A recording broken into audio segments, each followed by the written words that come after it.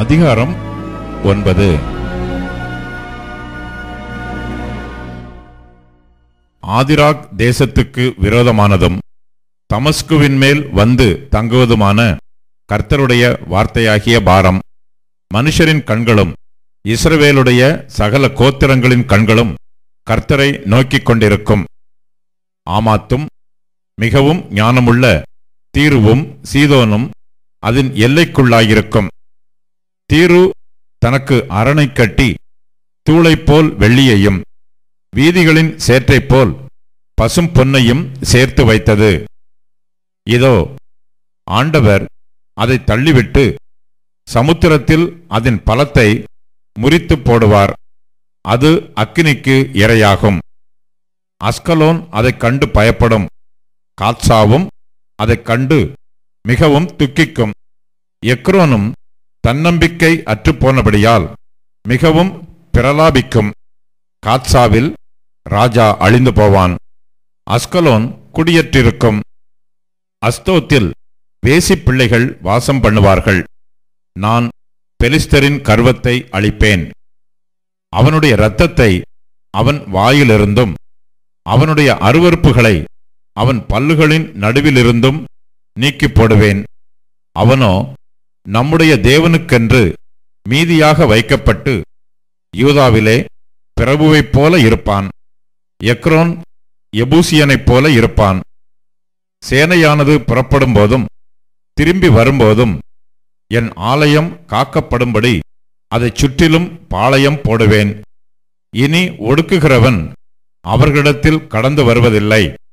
அதை என் கண்களினாலே பார்த்து கொண்டிருக்கிறேன். சீயோன் குமாரத்தியே, மிகவும் களிகூறு. எருசலேம் குமாரத்தியே, கெம்பீரி. இதோ உன் ராஜா உன்னிடத்தில் வருகிறார்.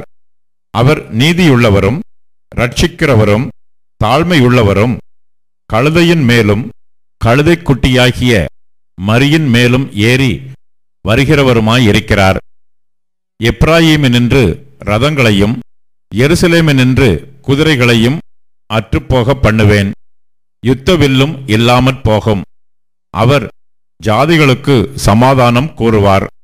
அவருடைய ஆளுகை ஒரு சமுத்திரம் தொடங்கி மறு சமுத்திரம் வரைக்கும், நதி தொடங்கி பூமியின் எல்லைகள் பரியந்தமும் செல்லும்.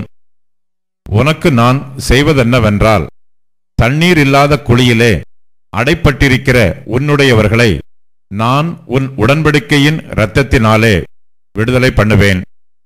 நம்பிக்கையுடைய சிறைகளே, அரணுக்கு திரும்புங்கள். இரட்டிப்பான நன்மையை தருவேன். இன்றைக்கே தருவேன். நான் எனக்கென்று யூதாவை நாணேற்றி எப்ராயீமிலே வில்லை நிரப்பி, சீயோனே, உன் புத்திரரை கிரேக்கு தேச புத்திரருக்கு விரோதமாக எழுப்பி உன்னை பராக்கிரமசாலியின் பட்டயத்துக்கு ஒப்பாக்குவேன். அவர்கள் பட்சத்தில் கர்த்தர் காணப்படுவார். அவருடைய அம்பு மின்னலைப் போல புறப்படும். கர்த்தராகிய ஆண்டவர் எக்காலம் ஊதி தென் திசை சுழல் காற்றுகளோடே நடந்து வருவார். சேனைகளின் கர்த்தர் அவர்களை காப்பாற்றுவார். அவர்கள் பட்சித்து கவன் கற்களால் கீழ்ப்படுத்திக் கொள்வார்கள். அவர்கள் குடித்து களிப்பினால் ஆரவாரிப்பார்கள். பானபாத்திரங்கள் போலவும் பலிபீடத்தின் கோடிகளைப் போலவும் நிறைந்திருப்பார்கள். அந்நாளில் அவர்களுடைய தேவனாகிய கர்த்தர் தம்முடைய ஜனமான மந்தையாகிய அவர்களை ரட்சிப்பார். அவர்கள் அவருடைய தேசத்தில் ஏற்றப்பட்ட கொடிகளின் கிரீடத்தில் பதிந்திருப்பார்கள். அவருடைய காருண்யம் எத்தனை பெரியது! அவருடைய சௌந்தரியம் எத்தனை பெரியது! தானியம் வாலிபரையும் புது திராட்சரசம் கன்னிகைகளையும் வளர்க்கும்.